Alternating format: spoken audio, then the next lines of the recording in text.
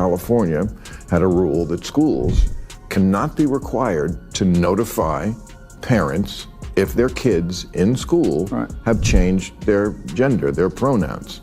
That's the kind of thing, even though it doesn't affect a lot of people, that makes a lot of people go, well, you know what? That's the party without common sense. Now, if that's your state, how are you? Well, I just disagree with that. I mean, the law was you would be fired. A teacher would be fired if a teacher did not report or snitch on a kid talking about their gender identity. I just think that was wrong. I think teachers should teach. I don't think they should be required to turn in kids. And by the way, we're talking about their parents. How can you snitch? The idea of a snitch and a parent, to me, does. Bill Maher didn't ease into it. He went straight at Gavin Newsom in real time, live and unfiltered, calling out what he sees as a California that's clearly slipping. Homelessness, crushing taxes, rising crime, and people leaving the state in huge numbers. Nothing was off the table. What really caught people off guard was when Newsom admitted something bigger, that even the Democratic Party itself is starting to fracture. This wasn't casual political back and forth. It felt like a reckoning, and viewers could feel it. Social media lit up because Maher wasn't ranting. He sounded like a fed-up Californian saying what many have been feeling. The shine of the Golden State has faded, and the reality of insane costs and growing disorder is impossible to ignore. Once held up as the model of progressive ambition, California now feels more like a warning, especially with homelessness topping 180,000, the highest in the country, despite billions spent with little to show for it. Gavin Newsom and Karen Bass have already proven their incompetence and poor leadership during the Los Angeles wildfires. Now, as we experience rampant lawlessness and civil unrest, it's never been more clear they're unable to respond effectively and responsibly during calamity. Whether it's sheer incompetence or outright malevolence, the reality is stark. California's in a state of turmoil, and I ask my fellow Angelinos, why are Gavin Newsom and Karen Bass still in office? How much more of their destructive decision-making masquerading as leadership are we going to tolerate? It's time to take back our community and our state and put the power and the privilege in the hands of competent leaders whose goals are to protect us and the way of life this nation was founded upon. Cities like Los Angeles, San Francisco, and Oakland have become real-world examples of that decline. Big names like Tesla, Oracle, and Hewlett-Packard packed up and left for Texas and Nevada, and workers followed. Crime, especially theft and looting, has gotten so bad that stores like Walgreens and Target either lock up everyday items or shut down completely. Then there's the tax burden. California's top income tax rate of 13.3%, the highest in the nation, has frustrated even loyal liberals. Maher, who's lived in LA for years, has openly mocked the idea of paying luxury-level taxes while dodging potholes and stepping over tents. For months, he's warned that the progressive dream has curdled into something closer to fantasy. That was the energy when Newsom walked on set, ready to defend the blue state chaos. He pointed to GDP growth, Silicon Valley, innovation, and climate leadership, but Maher wasn't convinced. Stuff like there's a new law in this, I think we have way too many regulations and laws, as we've talked about, and this one, I think, says if you're a department store with over 500 employees, you have to have a gender-neutral toy department. Yeah. Stuff like that. Yeah, I get it. So do you think that's silly? Do you think that's a silly thing that we too much government there? That's an interesting one because the department stores came to us supporting that, and they were the ones making a case for that. They were making us. They're already moving in that direction. Wanted you to make a law about them? Well, but they supported the legislation. It wasn't legislation that was enacted, that was initiated from my office, but it was legislation that came up with interesting support. This wasn't a conservative setup. It was one liberal holding another accountable. Commentators didn't even call it an interview. They called it an intervention.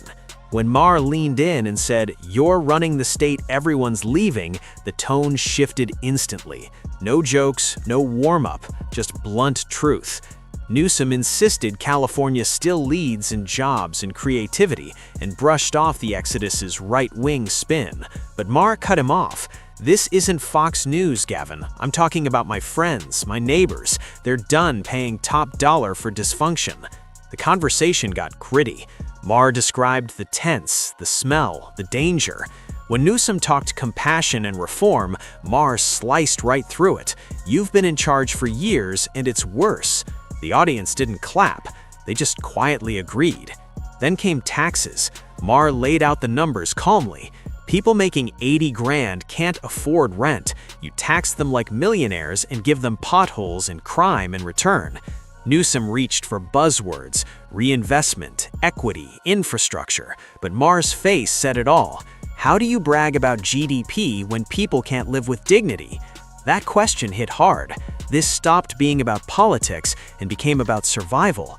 Newsom said big problems take time, but the numbers spoke louder. Nearly 500,000 people left in a single year, and that's when Maher delivered the blow. I feel like this country is divided into owners and healers. People think you can own the other side. Gavin Newsom owned DeSantis. DeSantis destroyed Gavin Newsom. Or people who want to talk and heal. And I feel like the next president's going to be, at least if it comes from this party, the Democratic Party, someone who wants to talk and heal. It's important. Democrats, we tend to be a little more judgmental than we should be. This notion of cancel culture, you've been living it. You've been on the receiving end of it for years and years and years. That's real. And Democrats need to own up to that. They've got to mature. So every person who leaves, Maher said, is your tax base walking out the door. That's fewer resources for the very programs you claim to care about. You can't fund progressive ideals with shrinking taxpayers. Newsom pivoted to green energy and tech leadership. Maher nodded, then dropped the line that ended the room. "I love this state, but when the lights are off and everyone's moved to Austin, who are you leading?" Silence followed. Even loyal Democrats online admitted it landed hard because it wasn't partisan, it was personal. In that moment, Maher became the voice of disillusioned Californians who still believe in the ideals but refuse to accept incompetence as the cost. This wasn't just television, it was a mirror held up to power. When Newsom tried to recover, he fell back on performance, the polished smile and rehearsed confidence, but the damage was already done. It was looking bad there for a while, and we still don't have enough water in the Colorado River and all this stuff. And then whenever I read, 80% of the water goes to agriculture. Almonds. No one ever asked you about almonds? Oh, I'm going to ask you about almonds. We grow a boatload of almonds. I'm well here. aware. You know how much water it takes? Many gallons. 1,900 gallons to grow a pound of almonds. Come on, man. Take on big almond. Take on big almond. Every person who leaves, Maher said, is your tax base walking out the door. That's fewer resources for the very programs you claim to care about. You can't fund progressive ideals with shrinking taxpayers. Newsom pivoted to green energy and tech leadership. Maher nodded, then dropped the line that ended the room. "I love this state, but when the lights are off and everyone's moved to Austin, who are you leading?" Silence followed. Even loyal Democrats online admitted it landed hard because it wasn't partisan, it was personal. In that moment, Maher became the voice of disillusioned Californians who still believe in the ideals but refuse to accept incompetence as the cost. This wasn't just television, it was a mirror held up to power. When Newsom tried to recover, he fell back on performance, the polished smile and rehearsed confidence, but the damage was already done. I feel like the last couple of years you've purposely picked this fight with the red states. I mean, the DeSantis. Yeah, but I don't want to live in the Civil War country. I agree with that. You know what? But you seem like you purposely want to set up this dichotomy between, oh, this is a blue state and that's a red state, and I don't want to live in that country. I like Florida. I'm with you. And by the way, I like Florida as well. I like all these states. I completely agree. I don't want to have a state of mind that's a constant fight or flight. We've gone through so much. We've been polarized and traumatized. It's been a tough 5-6 years across the globe, not just in this country. It sounded rehearsed, maybe even sincere, but Maher's expression said everything. You've had time, billions in funding, endless commissions. Where are the results? For a moment, Newsom's confidence flickered. Maher leaned in. You call it bold leadership. I call it mismanagement with good PR. The room reacted instantly. Anyone stuck in traffic, waiting at the DMV, or navigating crumbling roads knew exactly what he meant. Newsom tried humor to lighten it. "You're starting to sound like Sean Hannity," he joked. Maher smiled back. "No, Sean Hannity wants you to fail. I live here." The crowd erupted, not out of ideology, but honesty. By then, the interview had flipped. Maher wasn't hosting, he was cross-examining. Newsom's talking points bounced off lived experience, and every interruption felt like a reality check. Stuff like that. Yeah, I get it. So do you think that's No, but it's silly? interesting. Do you think that's a silly thing that What was we interesting? too much government there? That's an interesting one because the department stores came to us supporting that. And they were the ones making a case for that. They were making a case they're already moving in that direction. Wanted you to make a law about them? Well, but they supported the legislation. It wasn't legislation that was enacted, that was initiated from my office, but it was legislation that came up with interesting support from the industry itself. But I understand how that's exploited, and good people can disagree. But that's not something we woke up and said, this is a top priority for the state, when we know the top priorities are homelessness, housing, the issues of crime, quality of life, and issues related to regulation and tax. Newsom came on to fix California's image, but instead became the face of its unraveling, polished but cornered. Maher zeroed in on homelessness. You can talk about tech growth all you want, but people are stepping over human misery every day. He mentioned the billions spent on programs like HomeKey and pointed out how the tents never disappear.